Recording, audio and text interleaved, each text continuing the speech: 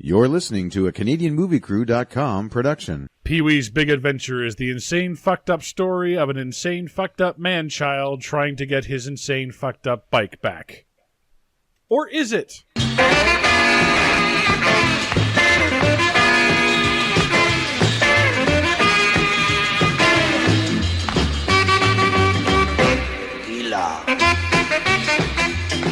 Welcome back to the Or Is It Movie podcast, where we try to find the real story behind the story. I'm Sean Taylor.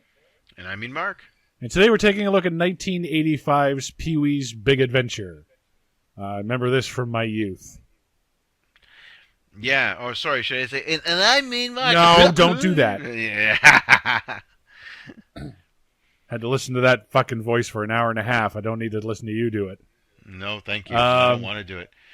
Okay, so here's where it gets interesting. Welcome to the show, Phil Hartman.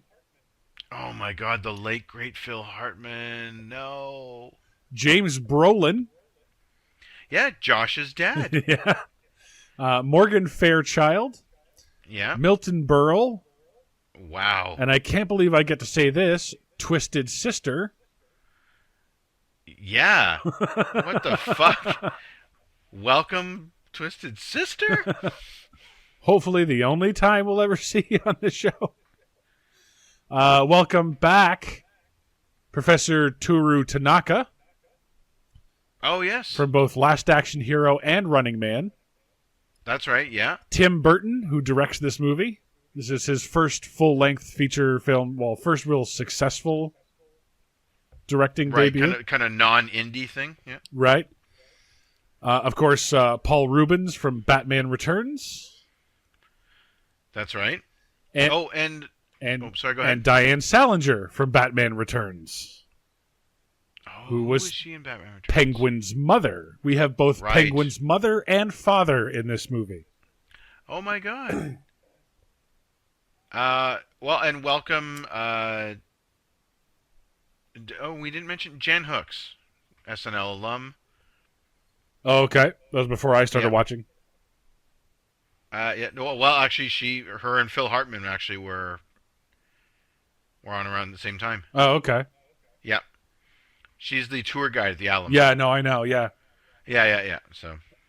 And even Elizabeth. I had to look it up. I was like, holy shit, that's freaking James Brolin. What the hell? And Morgan Fairchild. Yeah. This one is okay. So, Mark. For those people who may not know, do your best. Describe Pee Wee Herman. Okay, so the Pee Wee Herman I remember, and my facts could be wrong because I was a kid, but I believe he was a TV star first before segueing into movies. Right? He basically had a children's television show called Pee Wee's Playhouse. And it was full of wacky design, talking furniture and gadgets, and Larry Fishburne. As Cowboy Curtis, yep. As Cowboy Curtis, yeah. Before he was Morpheus, he was a cowboy on Pee-wee's Playhouse. And eccentric, I guess pseudo-inventor. Sure. I imagine it was like if Carrot Top and Acid had a baby. Yeah. Not corrosive acid, but like the 60s stuff. Yeah. Yeah. And as a kid, it was entertaining because it was big, it was colorful, it was loud, it was bombastic, but just and silly, just the craziest things. But he was always kind of a nice guy. He was, yeah. He was a man-child, essentially. Yes, a man-child. And as a child, you can pick up on the child part, and that's what you relate to, and you're just having fun, right? Right. And back in the 80s, it's a time when it wasn't weird. No, because we hadn't lost our innocence just yet. We were just about to. Yeah. Yeah, but we hadn't just yet. Yeah, well, he was about to lose it, too. Oh, it's so weird watching this on the other side of that. I have that in my notes, but I'm just saying it now. Sorry, go ahead. Yeah, like you'd almost watching it now. I actually did a Google search. I was like, is Pee Wee Herman autistic? Hmm. And I actually found a quote from Paul Rubens himself saying no. He's just more of a. He was kind of Michael Jackson before Michael Jackson happened. Later on, white Michael Jackson. You know what I mean? Yeah. What Pee Wee was living out loud, Michael was living privately. Mm-hmm. Yeah. So This idea of a child's innocence lost, and then the man grows up to try and recapture that. yeah, because I don't think we ever know his parents. No, there's no backstory for Pee Wee. No. He always just was. Yeah, and I don't know if he how he afforded his house. I have that in my notes. I don't know how the hell he affords any of his stuff. He doesn't have a job. Not He always apparently. seems to have money. All of the kids in this movie are played by adults. Are they? Even the short ones? Well, I mean, Well, there's a little BMX gang there. okay, yeah, the little BMX gang, okay. But I mean, Francis is an adult. Another man baby. Yeah, Dottie's an adult. Wants a man baby? That's a weird. Like you think There's a Pee-wee's lot of weird. women in this movie who want a man baby. Like you think Pee Wee's weird in this movie? How about the women who love them? Like that's Yeah. yeah, man babies and the women who love them on Jerry Springer. Let's do that. You know. Like, it's just, if you ever want to see something fucked up, if you want to get the Pee Wee Herman experience, you just go to YouTube and search Pee Wee's Playhouse intro. That'll tell you everything you need to know. Absolutely, yeah. And to be honest, the show really wasn't a cinematic. Like I don't know why they thought this would translate to a movie with an actual story, because Pee Wee never had a story. He wasn't a storyteller. He was just like, oh, and he just had wacky guests drop by, and they would do wacky activities. Yeah, and, play random cartoons from the 60s. yeah, and just yeah, exactly, and just and then he'd talk to his furniture that talked back, and it was just like I'm trying to think like this was like they never did a Mr. Dress Up the movie, nor did we want one. No. Like. No. This was I mean, you got to think about back in the 80s, they were making movies out of children's programming. You had Sesame Street's Follow That Bird, Oh yeah, which was depressing in the middle of it, by the way. I don't remember it that No, well. oh, when he turns No. into the blue bird of sadness. Ooh, Ooh, you don't remember that? No, all right. maybe I didn't see this Maybe one. it was traumatizing. I don't. Stay tuned. I don't know. Maybe.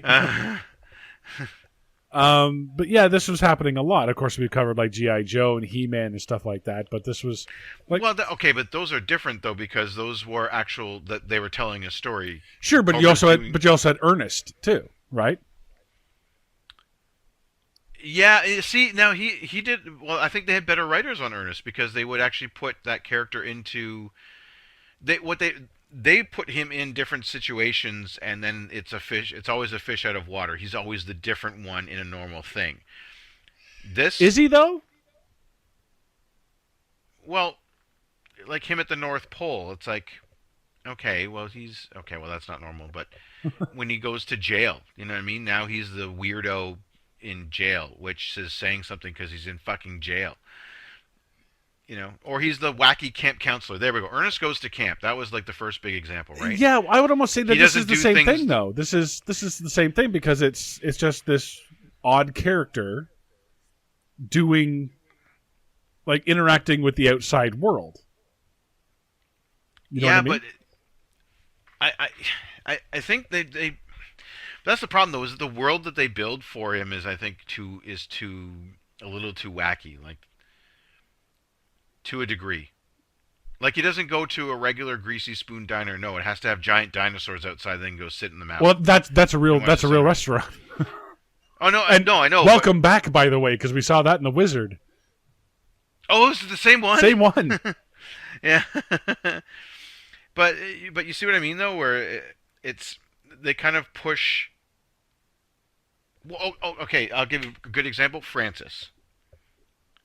Having him have a rival man baby is bringing too much of his world to the outside. Yeah. So he's not the fish out of water when he already has a counterpart that's just as man baby as he is. Okay, I see what you mean. Right? Whereas Ernest, there was no anti-Ernest. There was no other wacky guy that was his foil. It was him being the weirdo wherever he went. And I think just a different, better written story. Like, because Pee-wee's Big Adventure, I mean, I know I'm trying to talk serious about a comedy, but just let's talk about the writing. It's not an adventure that much. Like, I have it in my notes, like, get the fuck on with an adventure. We watch him work at a job to pay off a diner meal. Big adventure. I'm doing dishes with a hairnet on. Like, it should have been called Pee-wee's Road Trip, if anything else. something like that. Yeah. Or Pee-wee Does America or whatever. Okay. Bad phrasing on that one. Sorry. In light of what happened in the theater. Yeah. Pee-wee Visits America or Sees America. I don't know, whatever, but something like that. And I know that's the idea of these road movies, give you that slice of Americana from each different states, right? But at the same time, they just hang out in Texas a lot. 2 states, really. It's whatever state he lives in, which I don't know. Which we don't know. It's Texas and California, really. Well, it's Texas and Hollywood. It's San Antonio and Hollywood. Yeah, that's really. true. That's true. Yeah. Yeah, and all we know is Texas is that way. So I'm pretty sure it was. Oh, there we go. Pee-wee Goes West. There. Yeah, Pee-wee Goes West. Maybe he meets Fievel on the way. I don't know.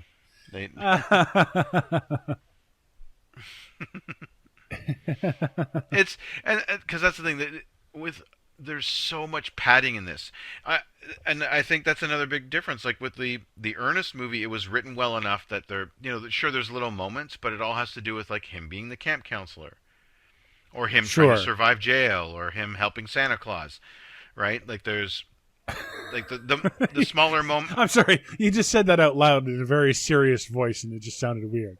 It does. It's him as a camp counselor, him in prison, him in jail, him helping Santa Claus. Him helping Santa Claus. The Academy Award winning movies.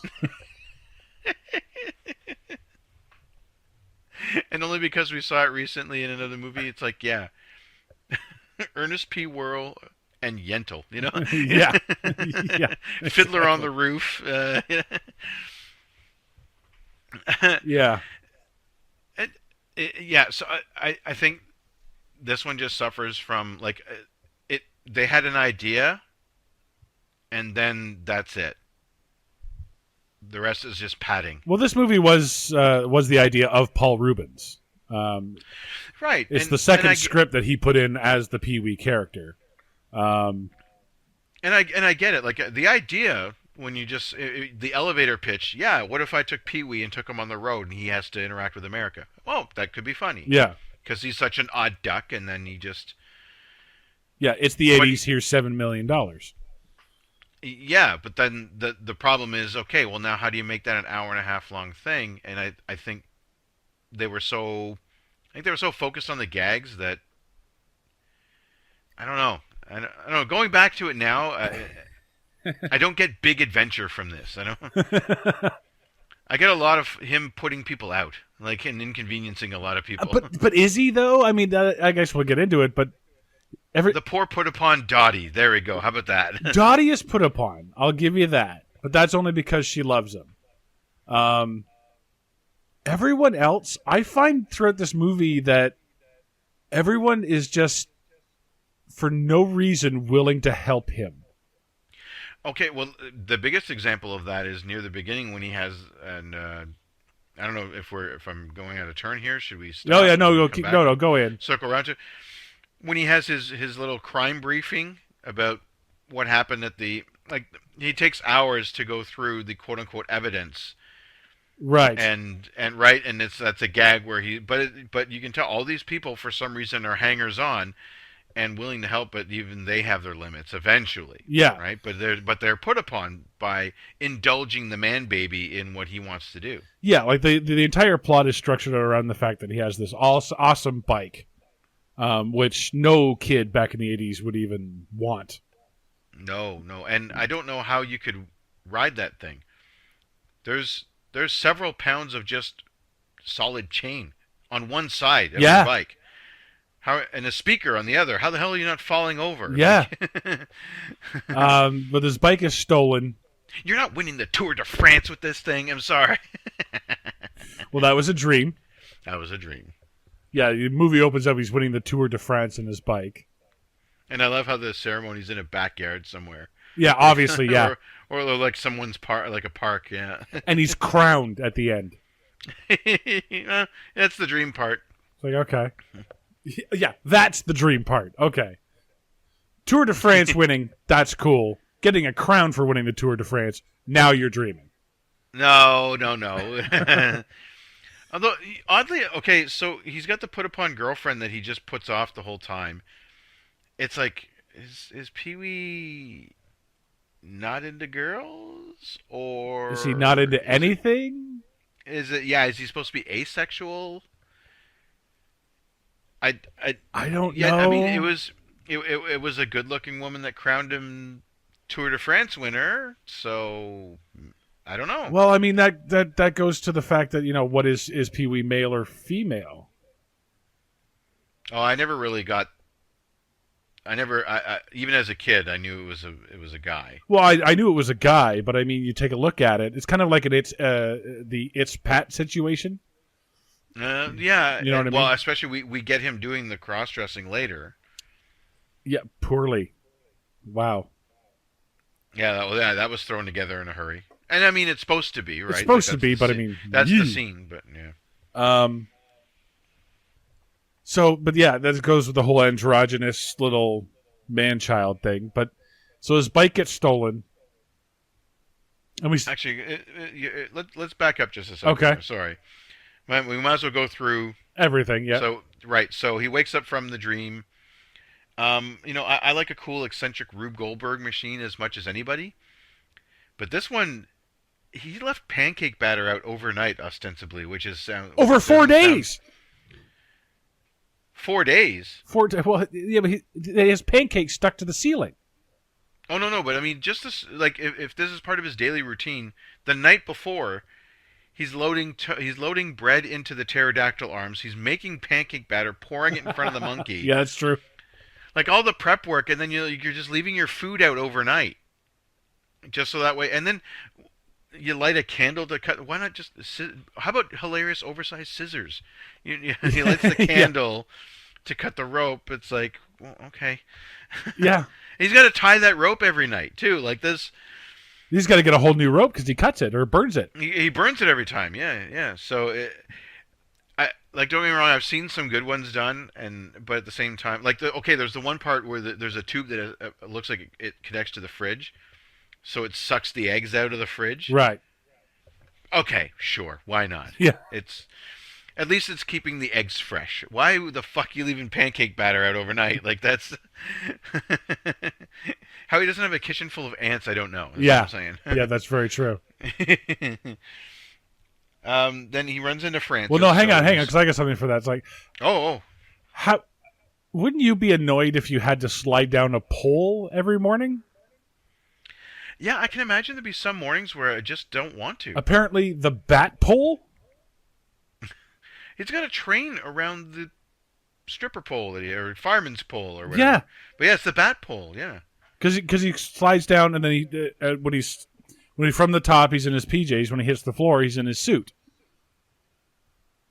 Yeah, which is it's the bat pole. You're right. It's the bat pole. Yes, thank you.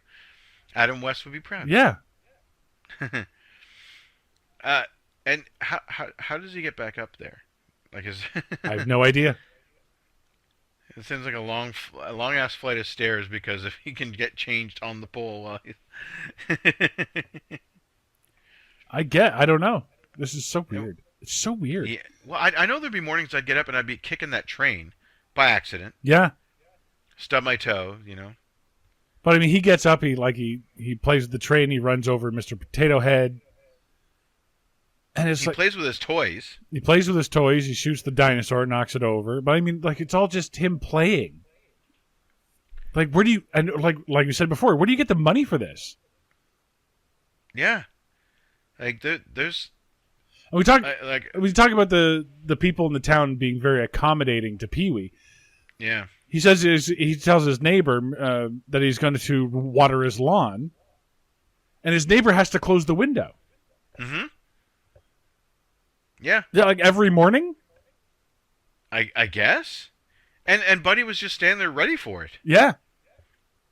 Which is kind of creepy. The old man just standing by the window. Hi, Pee-wee. Okay.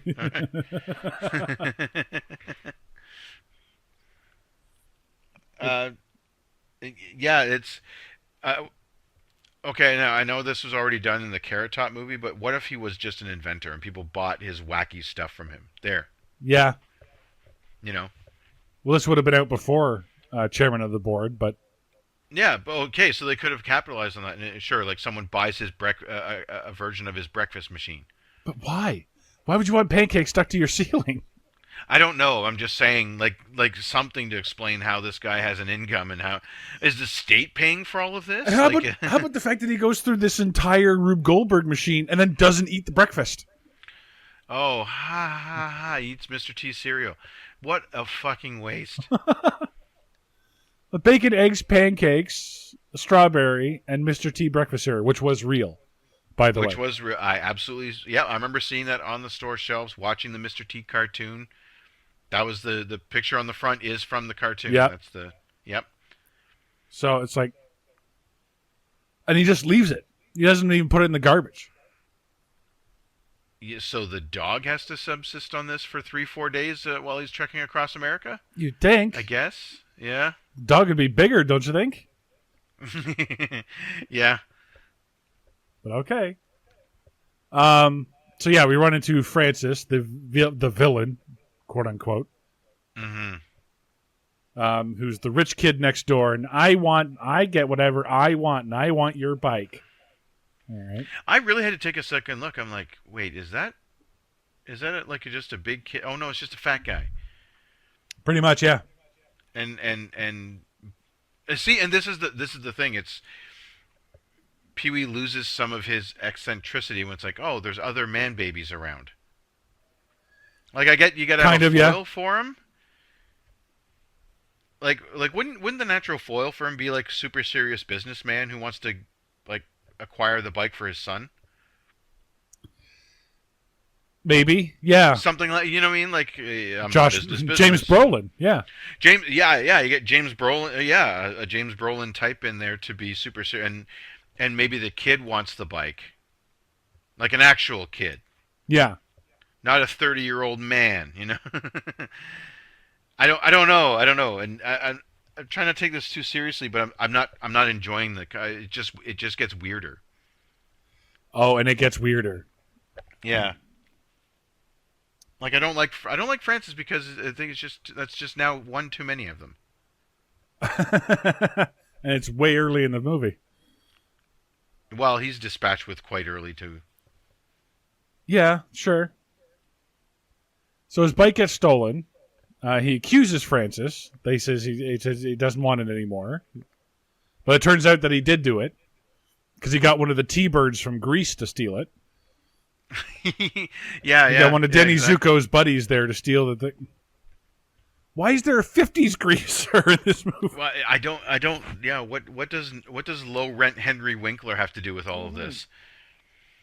I want to go back real quick with because he goes shopping, right? Yeah. With God knows whose money, and and that's the thing. Like this movie is just a series of, and I know that's what you do with a lot of comedies, but where's the fucking adventure? Do we need to spend 10 minutes with him in a magic shop? Well, they just kind of giggling at stuff. It kind of sets up things in the future. Well, it sets up a couple of things, but I think he didn't have to play with everything. But that's Pee-wee, right? So it's kind of weird that would. I don't know. Oh. It's so weird watching it now. It is watching it. Maybe my adult eyes are. But that's the thing. I think if I watched the episode of the show, you would really just be like, yeah, okay. You know what? I did watch this back when I was a kid, like when it came out. Mhm. No, I saw it on home video. There we go, dating ourselves again. But and I remember thinking like, why isn't he waking up in his playhouse? Yeah, I think that was the biggest like off-putting thing. Where's the playhouse? Yeah, why don't you do the whole intro from the TV show? That's what we're used to. Where's Cherry? Where's Giambi? I know. You know? I don't know why you would leave them out. Like they were such an integral part. It's Pee-wee's Playhouse. The literal second word of your TV show title is wiped right out. Yeah, That's too bad. That'd be like He-Man without the Masters of the Universe. which we reviewed. Yeah. Yeah. Yeah. You got me there. But the yeah, he just has his own. I guess it's his regular home because the playhouse was in a forest, right, That's true. or in a meadow of some kind. So this is where he goes after he's done playing with his other furniture. So he now has two houses Oh, yes, of course. that we have no idea where he gets or how he plays or how he pays for. Actually, come to think of it, the playhouse, he always arrives at the playhouse at the beginning of the show. Yeah. But he never goes there in this one, right? So No, he never goes there in this one. yeah. He goes shopping instead, so we see him in the magic shop. Then he goes to the bike shop because he was getting a horn Right. custom made for custom parts for his bike, but nah, no income. I gotta say the state's probably paying for all this. Yeah, did he win like some kind of lawsuit or something? Or maybe the lottery? Maybe. Rich parents? Is this the man baby Bruce Wayne? Like is my parents would kill the Oh, alley. wait a minute. Does he become rich thanks to an inheritance, grow up, and then move to Gotham and become the Penguin's parents? Ooh, the Cobblepots are loaded. Okay. Okay. Maybe somewhere between this movie, well, Pee-wee's, Big Top Pee-wee, and because that's the sequel to this one. Stay tuned. And then 2016 Pee-wee's Holiday. Yeah. So somewhere between Pee-wee Herman and the Cobblepots, maybe he finds out who his real parents are. Ooh, and this story takes a dark turn. Yeah, and he goes to Gotham, and then they... Maybe Herman is just an assumed name, and it's really Pee-wee Cobblepot. Maybe. Mm-hmm. Maybe. Okay. Or Alistair, whatever his real name was. Maybe Pee-wee Herman's just a fake name, fake persona. Be really eccentric, throw everybody off. Could be rotten crime money he's got. Maybe he was traumatized as a child, developed this Pee-wee Herman persona to deal with it and regress into, Sure. and then sure. in the future comes to terms with it and takes on his Cobblepot inheritance. Reclaims his family heritage. Yes. Yeah. And then has a really fucked up son. Yeah. And then dies because the Penguin's parents are dead by 1989. Huh. Penguin Maybe. origin. This is now the Krypton of the Penguin. Or maybe not. Or maybe not. So there's a scene. Okay, so I want to talk about the scene when we meet Dot. Right. And she asks him out. Yes. To the drive-in. To the drive-in. Because that's what kids do in the 80s. Oh, yeah, but they don't watch a lot of movies there. Yeah. So I know I shouldn't bring real life into this, but being on the other side of this whole porno theater debacle really does shed some light on this speech that Pee-wee gives to Dottie. Oh, that's true, too. I didn't even think about that. There are things about me that you don't know. There's things about me that you shouldn't know. Like that's this hints at a dark-ass person. He's an eccentric, lives alone, sheds all relationships aside from superficial ones. You're the bike shop girl. You're the magic shop guy. Yeah. You're my pesky neighbor. You're the accommodating neighbor. Yeah. Yeah. And there's stuff about me you shouldn't know. What the hell is this guy hiding? This is like serial killer ass. That was a very weird conversation to have, considering he seems like he lives an open book. Yeah, he lives. Yeah, very vicariously, very out loud, very. I am who I am, and that's it. Yeah. Right? Which okay, like that's actually for the '80s. That's kind of progressive to That's a 2018 thing. Yeah, yeah. You know, be whoever the hell you are, but at the same time, there's like a dark secret past. I think there's some murder. There's, you know what? I think the reason why he has the eggs sucked out of the fridge is because there's someone in that freezer. Okay. And he doesn't want to open the door. Okay. All right. Someone's maybe. I don't know. Yeah, yeah. The hell's in that pancake batter? Maybe he's got an evil massacring microwave. Maybe the playhouse didn't start off that way. His cabin alone in the woods. Oh, there you go. And from what we see, the furniture talks to him, but is that really just because we're seeing it through his eyes? Yeah, maybe it's an Evil Dead kind of thing. He sees the furniture talking. For all we know, Cowboy Curtis is a ghost, and he killed him. Very true. Would explain the king of cartoons. Yeah. Oh yeah. There's something up. And that's the thing. Dottie's a cute girl. I don't know why you're. And that's the thing. So it was the '80s, so not as progressive as today. But I don't know if they really need to explain the sexuality.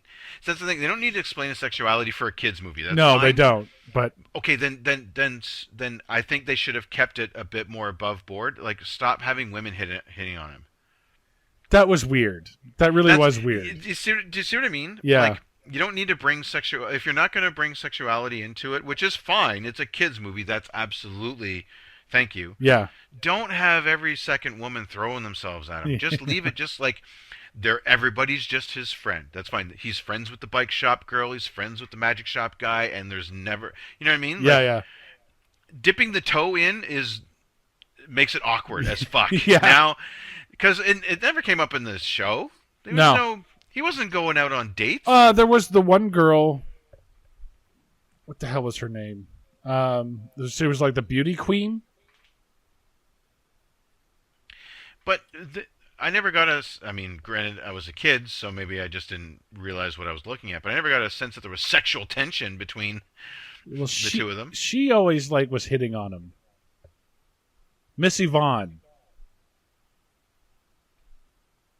Really? I don't remember that. Woman obsessed with beauty and cosmetics who often flirted with Pee-wee and many other male characters on the show. Yeah. And many male characters. Sure. So she was, yeah.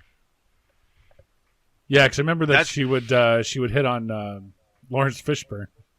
Yeah, right. So that's her character. She's the flirt. So she flirts with all the guys. That's fine. That's one thing.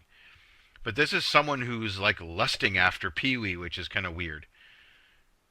Yeah, but it's I don't want to say lusty, but I mean it's. Oh, okay. It's more more innocent than that. Sorry, I didn't bring that into it. Yeah. It really is more like a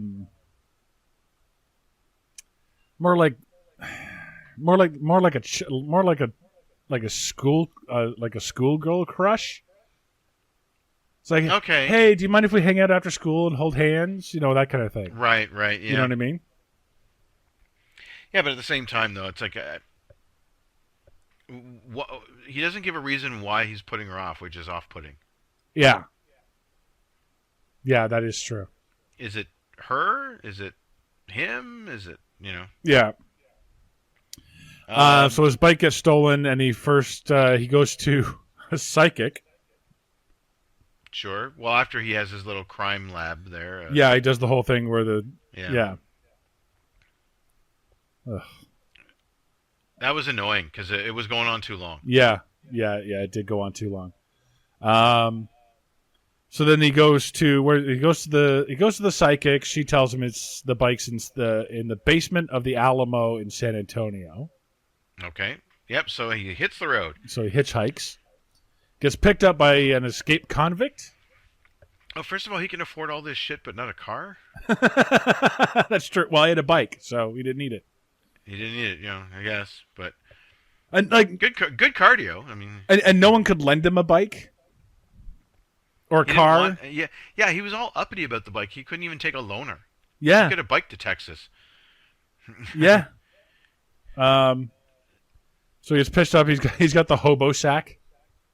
Yeah, and the Texas sign in the shape of the state of Texas. Yeah.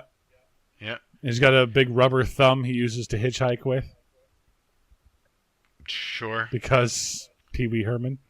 Yeah. See, these are the gags I'm expecting. I was expecting like a really huge oversight, like really big. Yeah. Like cartoonishly big thumb, just because. Yeah. That's the kind of stuff I was kind of waiting for. Yeah. So nobody picks him up, so he falls asleep on the side of the road. Yeah, like partially in the road, which is That's fucking dangerous. In the middle of the day? Yeah. In a suit? Okay. Sure. All right. So he gets picked up by the convict. The convict takes him to where? I've got the checkpoint. We have the checkpoint. Right, okay. Did you notice? Okay, they're in a red and white convertible. Yes.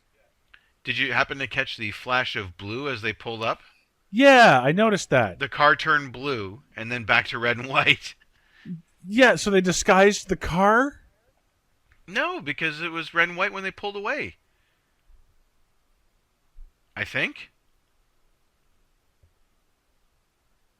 I noticed that it was blue. Yeah. But I don't think it was blue the whole time. Great. Now I'm going to have to go back and look. But while I do that, you have the police officer that believes that he's a woman and asks her to get out of the car so he can admire the pretty outfit she has on.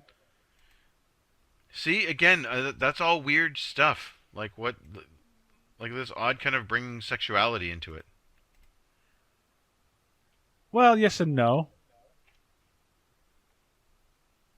No, it's red and white. The car is red and white. The car is red and white. Yeah, I'm just looking up now. Well, I'm on the scene where I'm just at the scene you're mentioning where let me get out and admire that pretty dress.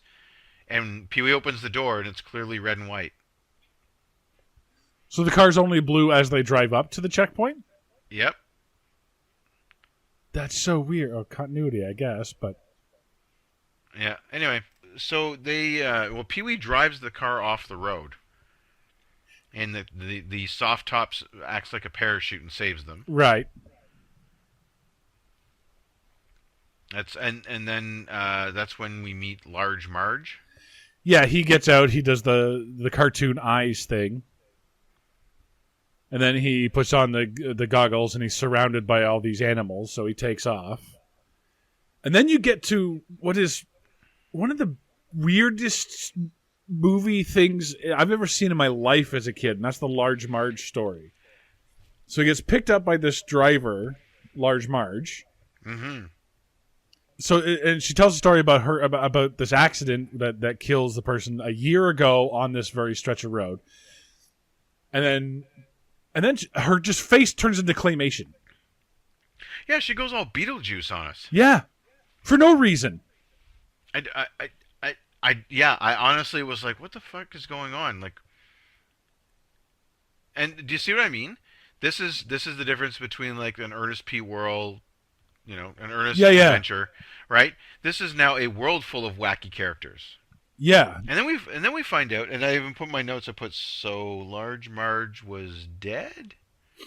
I guess, yeah, because he walks into the bar and he finds out Large Marge died a year ago today. Yeah. And they call it out. Everyone is like, and so the Large Marge that dropped me off was, and everybody says a ghost or her ghost or whatever. Yeah.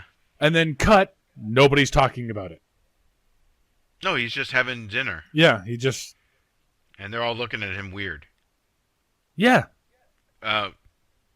Okay, and yeah, and so I'm like, wait, what? So he got driven by a ghost in an 18 wheeler. I guess. So maximum overdrive. Maybe. I mean, everything's possible in this world, I guess. But I guess, yeah, sure. I mean, uh, yeah, it is such a weird thing to just kind of do.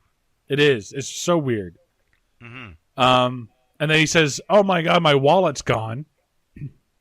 Completely Which, forgetting that the psychic took it. and she made no secret about it. She didn't pick his pocket. No, she took it out of his He just hand. didn't- Yeah, he didn't have enough money to pay, Yeah. so she took the wallet, and okay, like that. Yeah, so now okay, and this is where I put in my notes. I'm like, do we need to pad this out by watching Pee Wee get a job? Yeah, and he's washing the dishes without rolling up his sleeves. Yeah, And this is the weird thing, because he gets in all these different situations where he gets dusted up or he gets wet or whatever, and he jumps in the Really? pool or everything. he lays down on the highway. Lays down on the highway, and then just in the next scene, his suit's completely fine. It's pristine. Yeah. Nary a wrinkle to be found. No. Like I can't sit more than 20 minutes in the car with my suit jacket on. It's got wrinkles in the back. Yeah, exactly. So he hops on a train at this point, right? Oh, no, this is where she meets... so she lives in Texas. She wants to live in Paris, France.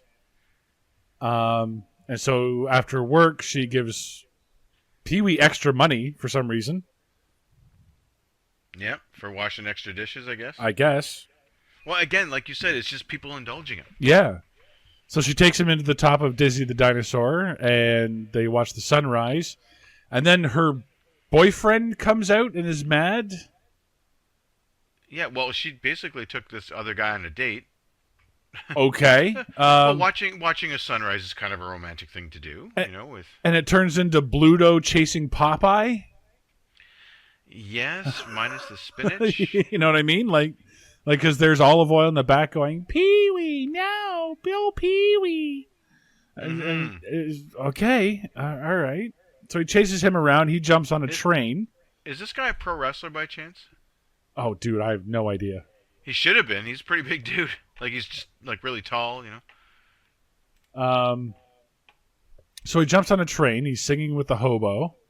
Well, first he dreams in claymation, and I hate it when I dream in claymation. Oh my god, yeah. Well, that's what happens when I eat sauerkraut, eh? I just Yeah. yeah.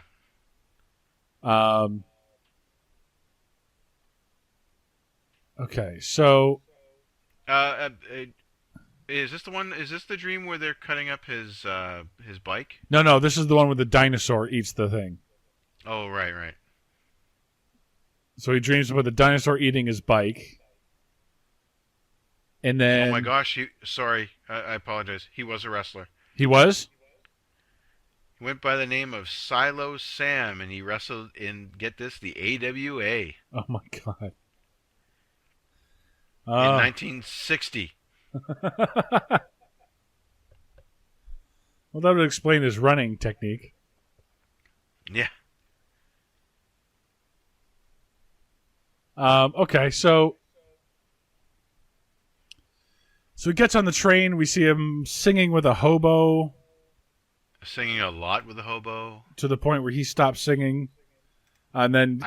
I may have put this one on the Tex Classic 1.5 speed. Yeah. I don't really need the entire rendition of "She'll Be Coming Around the Mountain." Yeah. So he jumps off the train, and he's miraculously in San Antonio. Yeah. So he goes to the Alamo. He's trying to find... he waits through the long-ass tour. Oh, my God. We see almost the full tour. It's racist. Yeah. It's the tour guide talks down to the people. Can you say Allegro or whatever the hell it is? Yeah, and I know this part I wasn't like I'm starting to check out here at this point. Like it's like the Jen Hooks and she was funny on SNL, but not here. Like she's just being racist and condescending. Yeah. It's like okay, but again, these bits are going on too long. It feels like padding. It is. Like they could have done the intro one the first one, and then then they could have done like a quick cut 3 hours later or something like that, Yeah. and do the last one. Yeah. Yeah. So he finds out there's no basement in the Alamo. And when they ask the question, everyone turns and laughs at him. Why? And a small kid takes a picture of him. Now, you don't understand. Like back in the 80s, when you took a picture of something, you took a picture with a camera. And there was no digital camera back then. This was all on film. So you had to take the picture, then wait till the rest of the roll's developed or is full of pictures, take it to get developed, wait a day to see if the picture even came out. Yeah, so when you took a picture back then, it was an investment. Yeah, you had to make sure you were taking a picture of something that you wanted to take a picture of.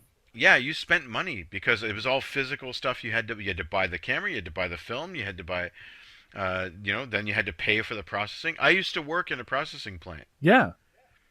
Well, I was long enough ago that actually just as it was dying out, just before digital hit, I was gainfully employed by processing all of these little pictures. Yeah. And that's the thing. So, like, but why would you take a picture of a guy that just asked a question? Yeah, and it's actually not that bad a question. Yeah, like, how would you know? Yeah, that's why you take the tour. Yeah. That's the whole point of the tour, is to find out about the building. So if he asks about a basement, sure. Okay. No, there isn't one. Okay. It's so weird. So he's dejected, and he's waiting by the train station. And he calls Dottie for a bus ticket. Oh, is that what he does? Yeah, he won't go out with this woman, but he will ask her for money. Right. Even though he has some. Not on him, though. His wallet got... No, this is after he met up with Simone. Oh, yeah. Well, he had to pay for the Alamo tour? Is the Alamo tour that expensive? Well, she didn't give him that much. It's not like it's like, here's $800. Thanks for doing the dishes. It was like it's like $5 or something, Right. Okay. It was all. She brought out all of her tip money. Sure. Okay. Fair enough. Back then, like $1 would be an okay tip back in the 80s. So he's waiting for the train or the bus or whatever.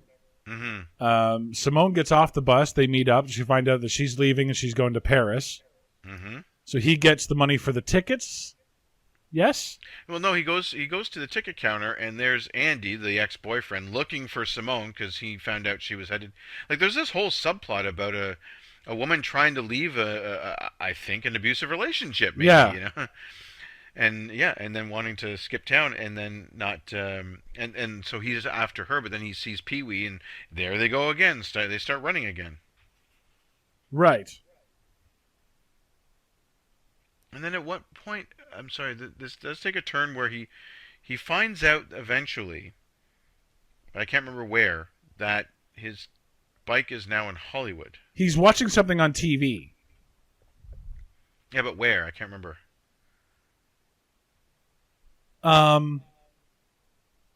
What is it? I kind of lost track of things here, and he ran away from Andy. He runs away from Andy into the rodeo. Oh, the rodeo. Right. So then yes. He dresses up in the trailer as this famous bull rider. So then he has to ride the bull, and he rides the bull, gets a world record. Mm-hmm. Gets knocked off the bull. Gets knocked unconscious. The bull chases Andy away, so now Andy is gone. Because he's wearing a big red shirt, and the bull jumps the fence because... When you have a rodeo, you build a fence low enough for a bull to jump over. Sure, yeah. Of course you do. The fence is completely there for the bull's sake, but no, let's make it low enough so they can jump it. Yeah. And then they actually stop. I remember this now. They stop and do an amnesiac remember the Alamo joke. Yep. And he's watching TV. I think the TV... Where does he go from there? I forget. He somehow gets to a TV. Oh, no, is it the biker bar? Yeah, I think he wanders into the biker bar next. He does go to a biker bar. Yes. So he goes to a biker bar. He tells everyone to shut up, and they don't like that. Yeah, because he's trying to. I think he's trying to call Dot for some more money. Yeah. And then Elvira wants to fuck him. Is that who that was? Yeah, the biker chick. Really? That's the woman who plays Elvira. Kids, ask your parents. Yeah, I didn't recognize her out of her normal. She normally doesn't make too many public appearances without the full wig and gown. Yeah. You recognize her by the tits. I knew they looked familiar. So There's no IMDb for tits. Now, granted, I should probably start one. Yes, there is. It's called Mr. Oh, wait, Mr. Skin. Mr. Skin. Yeah. Yeah. So they... actually, maybe. I don't know. These tits star in the movie Seven alongside Brad Pitt.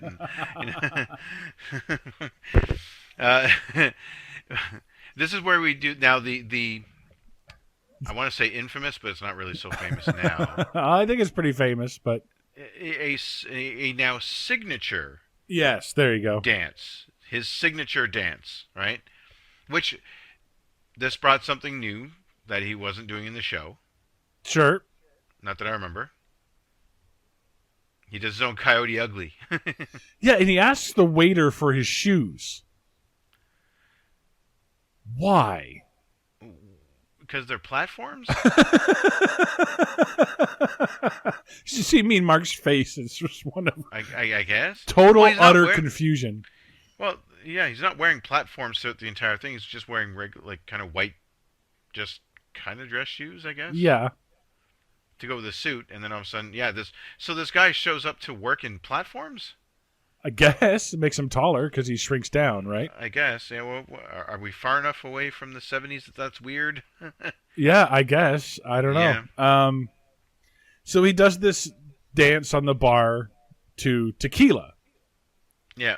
Well, it's the shoes that let him get up on the toes, right, and do that thing. I guess maybe. Okay. That's what that's what they're for. That's why he needs them. But at the same time, it's like, why does this waiter or have him like that's? Okay, that's weird. But that wins over the biker crowd. Yeah. So they give him a bike, and he crashes through the road sign. Immediately. And I think this is where he wakes up in the hospital. That's right. He wakes up in the hospital after having the dream about the evil killer clown doctors. What is going on? Again, if Carrot Top and Acid had a baby. Where he dreams about these killer clown doctors wanting to disassemble his bike, and then it turns it over to the devil. Who's Francis? Who's Francis, who wants to boil the bike in hot water? It just melted down, I think. Yeah, okay. Yeah. It's going to turn into slag. Yeah, okay. So he wakes up and he sees a thing on the TV.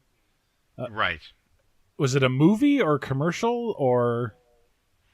It looked like they were filming a movie. Okay. And why would that be on TV? I don't know. I don't know. You really trying to have me explain something that makes sense in this movie? So anyways, now the bike is owned by the kid who played the brother from the Wonder Years. Yes. It's Jason Harvey. By the way, real quick stop, if I may. Okay. Pee-wee chased by an angry boyfriend, passes out in the train. Rides a bull, knocked out. Rides a motorcycle, knocked out. Okay. A third of this movie is Pee-wee just waking up in places. That's true. That is very true. Jason Harvey. So Jason Harvey, he's a diva actor. So Pee-wee sneaks onto the set by pretending to be a part of Milton Berle's posse. Yes, men and women. Okay. Sure. If you don't know, Milton Berle is famous for being very well hung. Okay, I didn't know that, actually. Oh, you didn't know that? Oh, Milton, yeah, is famous for that. Do Do you think those people are following him for that reason? I think at least the ladies might be. Yeah. Okay. Maybe one or two of the dudes. I don't know. Yeah. So he gets onto the lot and he's having a grand old time just taking a look around. Almost like he's forgetting the entire fact that he's there for his bike. Yes, stay on mission. Stay on target. Stay on target. Stay on target. That's right. Sneaks onto the set, steals the bike. There's a big bike chase, and he ends up back home. Or somehow. No, he doesn't. He ends up. Gets a movie contract. He gets a movie he gets arrested. Oh yes. Why does he get arrested? No, he gets. Eventually gets caught by who catches him? Or he catches somebody, and then they get arrested, and like, oh, he's a hero. Oh, it's the pet store. Right. He runs into a burning pet store. Okay, first of all, why does a prop boat have wheels and an engine to turn them? I don't know. That's very true. Yep. Godzilla does not film in Hollywood. No. They literally do kind of a racist thing where it's a Godzilla movie and everyone on the production crew is Japanese. Yeah. Even the guy pulling the rope for their Mothra, they're not Mothra. Yeah. Yeah. And I was like, oh, come on, guys. We're doing the guy. They do the 50s beach party, like kind of Elvis movie type thing. But like, why not do them all? Where's the old Western? Where's the... Well, they already did the Western in Texas. That's true. They do walk by some sci-fi looking, not stormtroopers. Yeah. Yeah. They do Santa Claus. Oh, yeah, yep, Santa Claus, yeah. He runs amok of the Twisted Sister video being filmed. Sure. Yeah. Sure. Well, they were big in the 80s. Sure. Yeah. I have one thing here. I forgot. Pee-wee wakes up after the rodeo dressed in his gray suit. Right? Yeah. But he was dressed as a cowboy. He had the cowboy stuff over the gray suit. Oh, did he? Yes, I noticed that because they pan up, they have the shoes with the spurs, but you can see the gray pants, but then the big furry chaps. Oh, okay. So he just put everything on over top of his suit. Because I was kind of wondering, it's like, well, who undressed him and then dressed him back in his suit outdoors? Yeah. But okay, all right.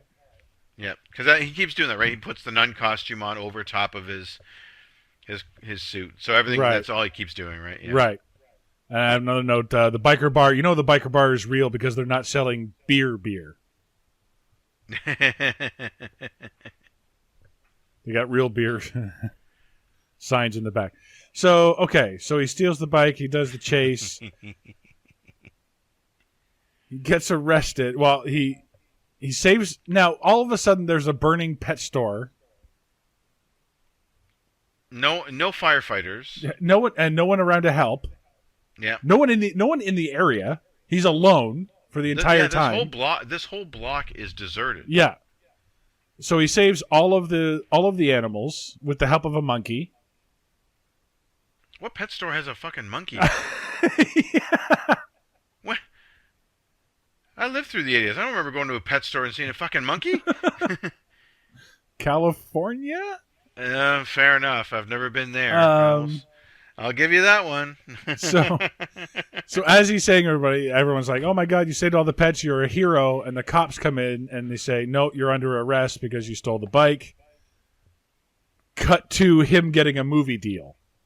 Well, I think it had him more to do with him trashing the rest of the sets. True. Yeah. So, but cut to him getting a movie deal with a bro handshake. Yep. And everything's forgiven, and he gets his bike back. And then this denouement. Oh, it goes on for fucking ever. He does a walkthrough. He's at the drive-in because he's premiering at the drive-in. Yeah. Sure.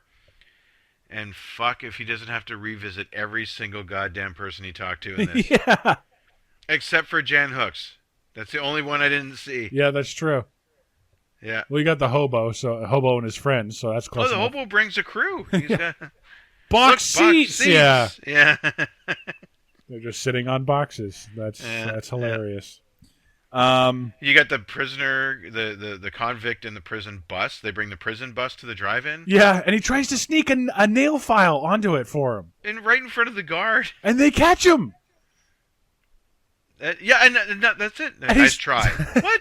And he's not arrested for it. It's aiding and abetting a known fugitive. Like it's, or whatever it would be. I guess if you help someone escape jail. Yeah.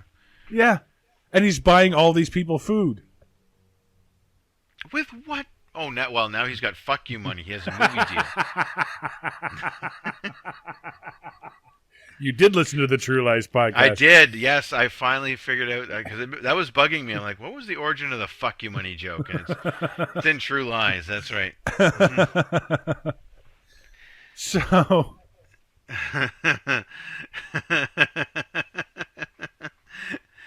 But yeah, and it's just a walkthrough seeing everybody. Meanwhile, we're intercutting with Morgan Fairchild and James Brolin.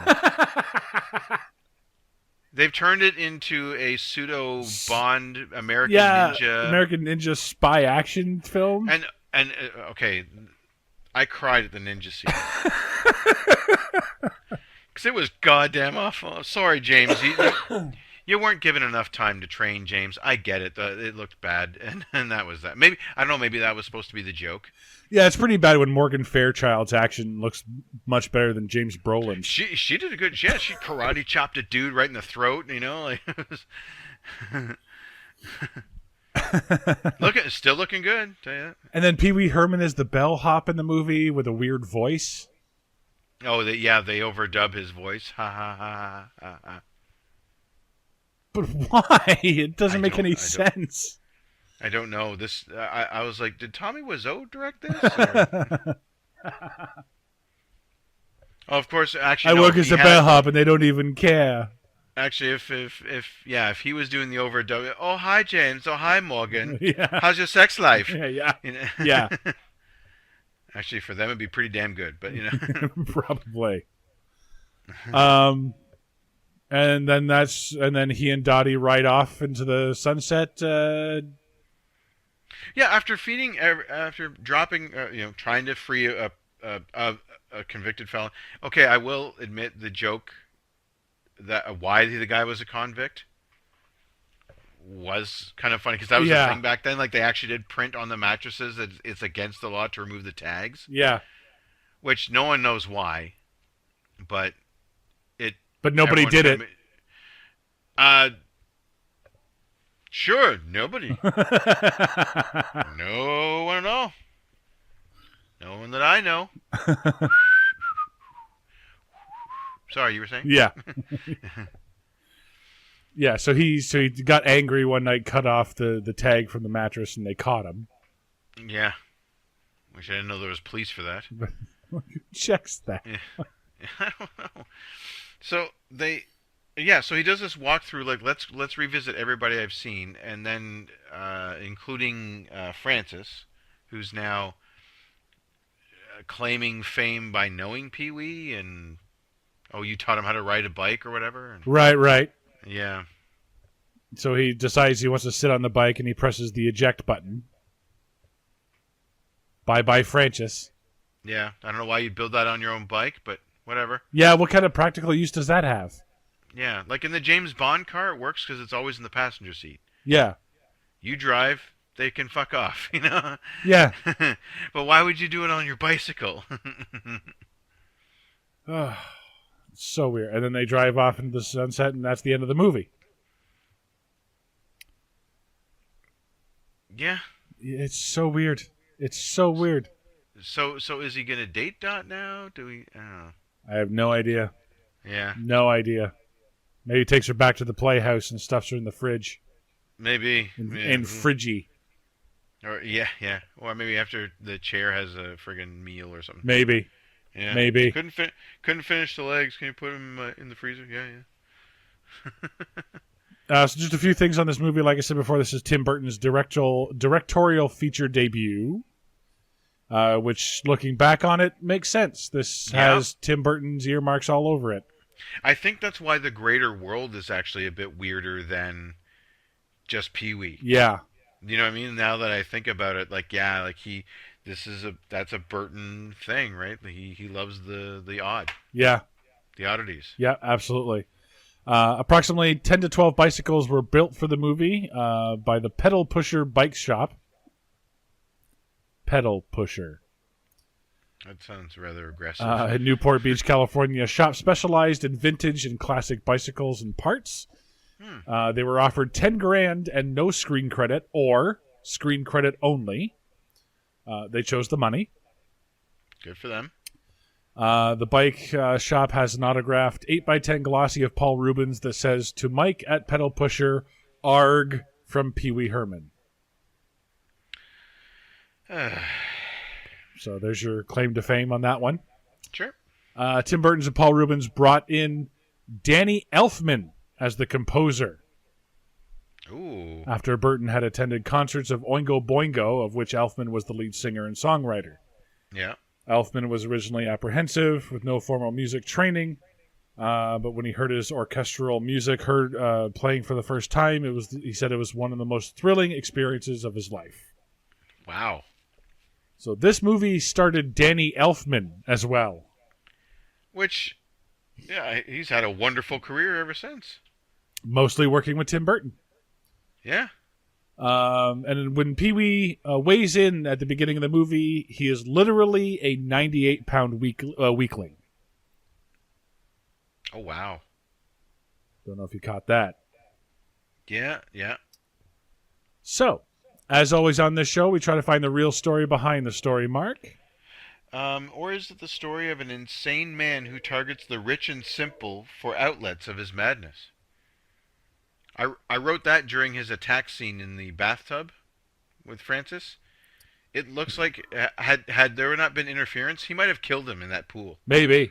It looked like he might have drowned him. Like, tell me where my bike is. He has it by the hair. It's actually quite violent. Yeah. For a kid's movie, you know? Yeah. Yeah. Or is it Pee-wee's big acid trip? Maybe he never left the playhouse. There you go. Or is it the adventures of the 80s version of Sheldon Cooper? Ooh. Okay, yeah. I see a lot of similarities between him and Pee Wee Herman, let me tell you. Yeah. Or is it life lesson number 582? Always listen to your novelty horoscope. Don't leave the house. It says don't leave the house. And you know what? Had he listened, the bike never would have been stolen. Yep. Because he had it under lock and key, secret code, the whole... Yeah. Mm-hmm. Oh, yeah. That's a good one. Wow. I didn't even think of that. Yep. Life lesson, folks. Yep. If you're going to... Well, I mean, you go to all the trouble to install the machine. You might as well listen to the damn horoscopes. Yeah. You're already getting weighed. So... Yeah. Just, finish your breakfast. Yeah, fucking eat. Yeah. Bacon, eggs, and pancakes. I pay good money for that every weekend. God, even if I'm making it myself, I pay good money for it. Yeah. Well, that's going to about do it for Pee-wee's Big Adventure. I want to thank my friend Jake for lending us the DVD. Spent a lot of time looking for this movie. Couldn't find it, and then eventually had to reach out to friends and family. So, okay. Luckily, I didn't have to reach out to family as much. So, yeah, that'd make for an awkward next family get-together. So, Pee-wee? Yeah. But he was nice enough to lend us the DVD. So, thanks very much, Jake. So that's going to about do it for us. I'm Sean Taylor. I mean Mark. Join us next time. We'll take a look at the story of a future America where buying things is only legal for 12 hours in The Splurge.